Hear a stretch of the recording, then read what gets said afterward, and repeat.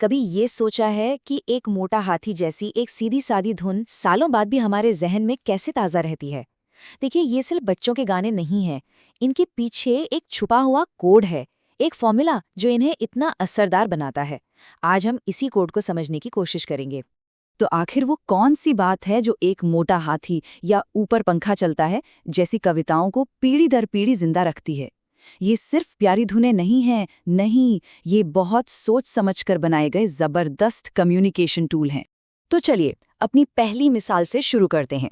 जैसे ये लाइन सुनते हैं, मन में क्या आता है? शायद एक बड़ा सा प्यारा सा हाथी। लेकिन इस सीधी सी लाइन के पीछे एक बहुत ही चालाक डिजाइन छिपा हुआ है। तो ये कविता असल में सिर्फ हाथियों के बारे में है ही नहीं, ये तो एक कहानी के भेस में छिपा हुआ सिखाने का एक औजार है। आइए देखते हैं कि कैसे एक गीत धीरे धीरे एक पूरी दुनिया और एक सबक दोनों बना देता है। इस कविता की सबसे बड़ी खासियत है इसका संचयी स्ट्रक्चर। इसे ऐसे समझिए जैसे लेगो के ब्लॉक्स हों। हर लाइन एक नया ब्लॉक जोड़ती है और देखते देखते एक पूरी कहानी की इमारत खड़ी हो जाती है। ये तरीका बच्चों को न सिर्फ कहानी से जोड़े रखता है, बल्कि उन्हें खेल खेल में गिनती भी सिखा देता है। यहाँ देखिए ये स्ट्रक्चर काम कैसे करता है। ये वजह और उसके असर का एक आसान सा सिलसिला है।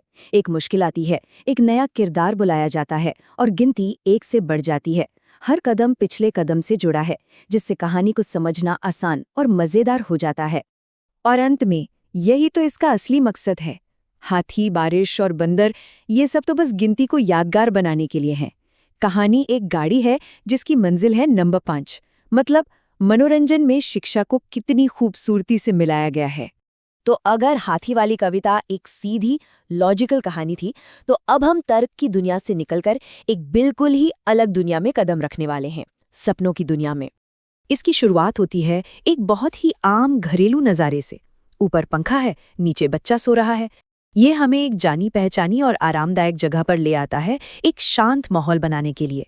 और फिर लॉजिक थोड़ा सा करवट लेता है। भाई सोते सोते भूख लगना तो ठीक है, पर मूंगफली ही क्यों? यहीं से कविता थोड़ी सी अजीब होने लगती है, बिल्कुल एक सपने की तरह, जहाँ एक ख्याल बस दूसरे से जुड़ जाता है। और फिर आता है ये हिस्सा, मूंगफली में दाना नहीं, ये भला कैसे हो सकता है? यही वो पल है जहाँ ये गीत हमें बताता है कि देखो, ये कोई सीधी साधी कहानी नहीं है, यहाँ बात कुछ और है, एक एहसास बनाने की, एक मूड बनाने की। और फिर आती है ये लाइन जो सब कुछ बदल देती है, मूंगफली से सीधे मामा पर।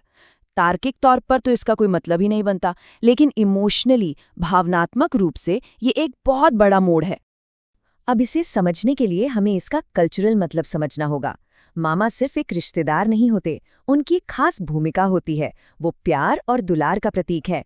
इसलिए कविता में उनका आना बच्चे को एक सुरक्षा का एहसास देता है, अपनेपन का एहसास देता है, भले ही इसका कोई लॉजिक ना हो। तो हाथी वाली कविता से ठीक उलट ये लोरी पॉइंट ए से पॉइंट बी तक का सीधा रास्ता नहीं लेती।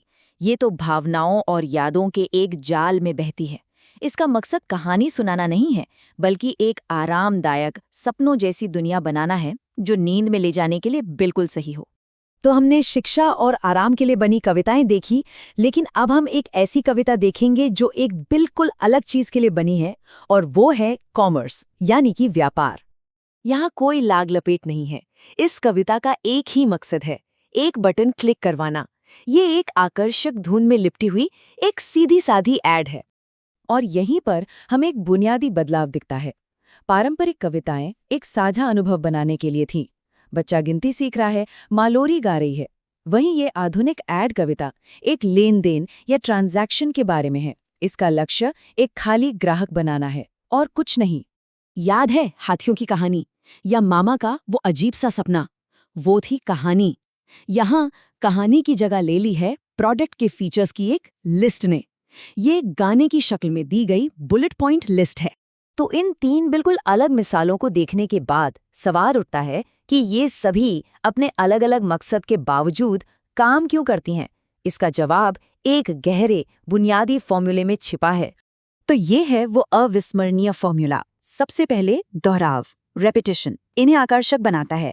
फिर सरल कहानी, चाहे वो लॉजिकल हो या सपनों जैसी, वो हमें बांधे रखती है। हाथी या घर जैसे जाने पहचाने किरदार हमें जोड़ते हैं, और मामा जैसे सांस्कृतिक जुड़ाव इसे एक गहरा मतलब देते हैं। यहाँ तक कि वो ऐड भी एप्पल्स एंड बनानास के जरिए इसी अपनेपन को जगाने की कोशिश करती है।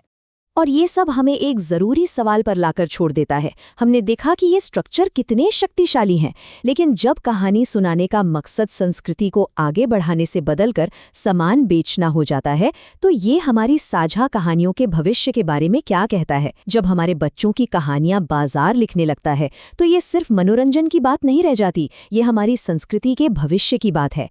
और ये सवाल हमें खुद से पूछना होगा कि हम उन्हें कौन सी कहानियां सुनाना चाहते हैं।